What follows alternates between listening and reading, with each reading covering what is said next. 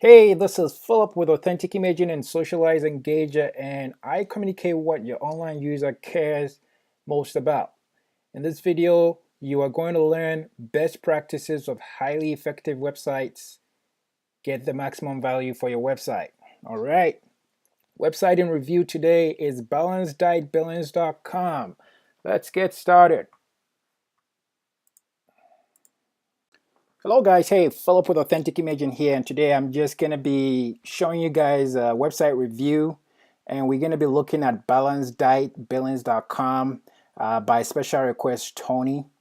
Okay, to make this easier and to understand, we'll take a scenario. Okay, Tony's business is pretty much in the weight management industry, whereby she provides services for people to lose weight and live a healthy life. So in this scenario, we take a lady. This is a made up name, Nancy. Very cranky and impatient. Just moved to Billings, Montana. Plan on getting married in June. Works a 9 to 4 hour day, and is also looking after her old parents, and lives. Um, and she's also tried losing weight a couple of times. Okay, so this is the home page. And right off the bat, what I can tell is we missing the logo, the branding right here in this space. I don't know if this is a mistake or it's intentional, but that needs to be resolved immediately. Um, I do like how the menu is placed. Good practice is always you want to have the menu, the main menu on the top of the page. One thing I see here is you do have drop downs. Okay, one rule of drop downs is that you do not want the main link to be clickable, because what happens is you have an issue with people either just clicking on the main menu and ignoring all the submenus, or skipping the main menu and clicking the submenus. Same thing with the results here. So with Nancy's scenario, for instance, I can see her not clicking results, but assuming results is your testimonials and just clicking on that. Okay, so that's something you can be quickly resolved. Okay, I do like the phone number, bold and clear. You can't miss that, and I like the call to action in a different color. Okay, so that's good. Now I want to talk about the banner.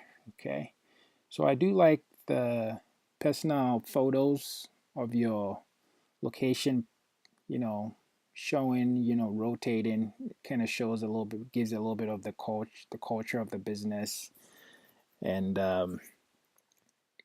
adds personalization to it. Um, One thing I also like about the text here is that it's not rotating with the imagery. Okay, and the good thing is that you don't want, the text on the banner rotating with the imagery, because it's really difficult to read when that's the case. But with this, although the image is rotating, um, you can still read the text. So that's a thumbs up. Okay, but the downfall is there's two things going on here. This right here, the text right here, is really generic. Okay, it does not give any unique selling proposition. It does not identify why you're different from any other competition. Um, so we might want to improve on the text. Okay. The other thing too is the reason why you have all these blocks. Okay, the idea behind these blocks behind the text is that the text is competing with the image that's rotating. Okay, image is really powerful, and it comes with a lot of colors that without these blocks you won't possibly be able to read it. But I'm still struggling to um, read the content because it's competing with the background. So an easy way to resolve this is either add a darker shade to the imagery such that the text can pop. You can still, you know, get an impact with the image when that's done. Um, so on that topic, talking about color psychology, we have a green button here for the call to action, and then we have an orange button here for the call to action shop now.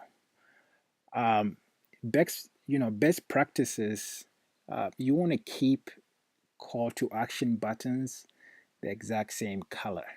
Okay. What happens is you create consistency such that when people start navigating through the site, they can easily tell what a call to action is. Okay.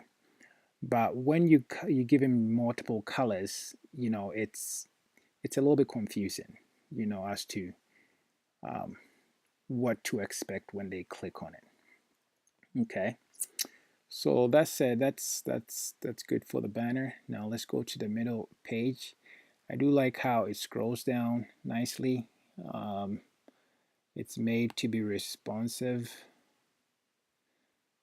We'll try here. Yeah, and it looks good.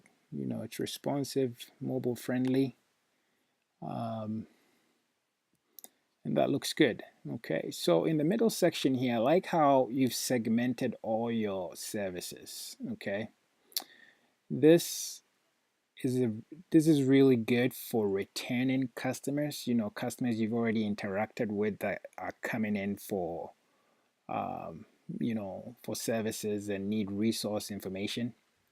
You've identified all the service type that each one of them fall into.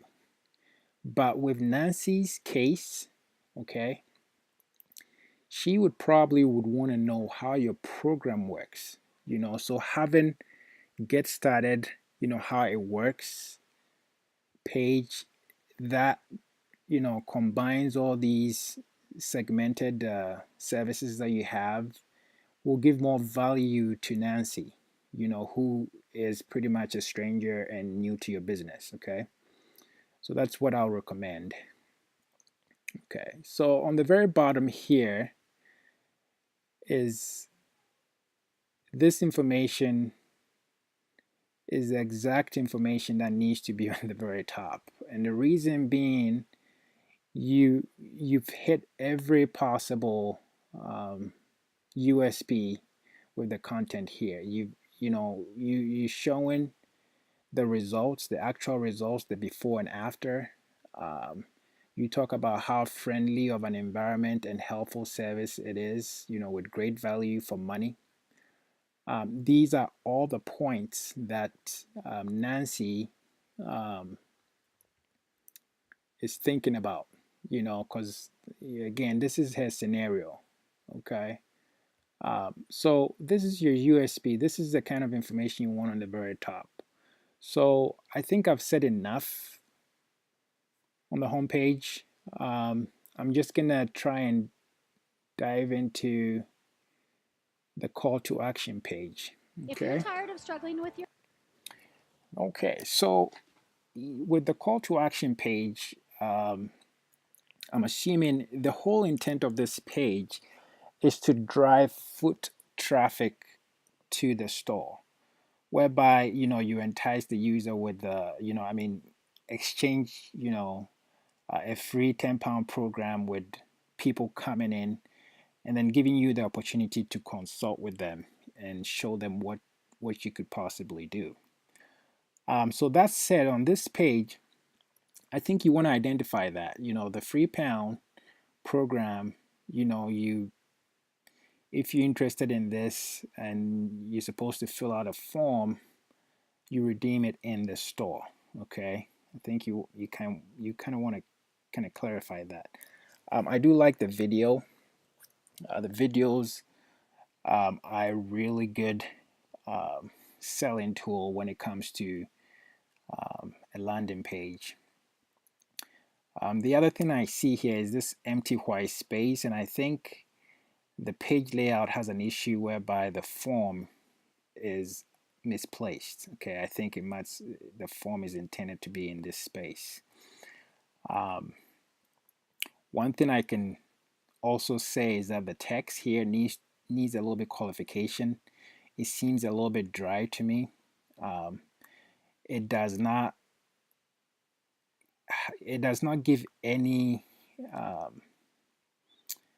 additional insight why you're unique. Again, all these information everyone expects, and every other website that they jump into will be talking about this. So your biggest opportunity is to qualify this why losing pounds you can do it better. Lose a dress size, your best approach on how to do that. Okay, that's what's gonna persuade the user to consume the content more and to possibly choose you as a provider. The last thing I want to talk about is the form here. So when you create a lead form page, the whole intent of a lead form page is to capture leads, and I think you have the basics in play. First name, last name, phone number, email. But there's a handful of things missing here. I think this is a big opportunity to identify, the source of how they found you, to be able to at least measure your acquisition channels, which ones is working well. And then secondly, this is your contact database. So the more precise you can capture information, the more organized your data is, and the more you can target each lead with precise, with follow-up emails that really matter. So, for example, if it's a female that's signing up, you can put the female into one category list. Okay, if it's males, you can put it into one category list to send an email, and then you can have a really solid,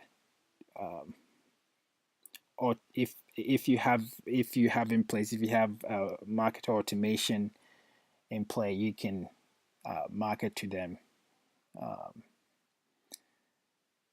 in a better way. So I think there's still a lot to talk about, but I think this is enough information to give you ideas on what you can immediately change. So that said, if you're watching this video and you do want me to review your website, please do not hesitate. Shoot me an email, just paste your website URL in play, and I will do a review for you.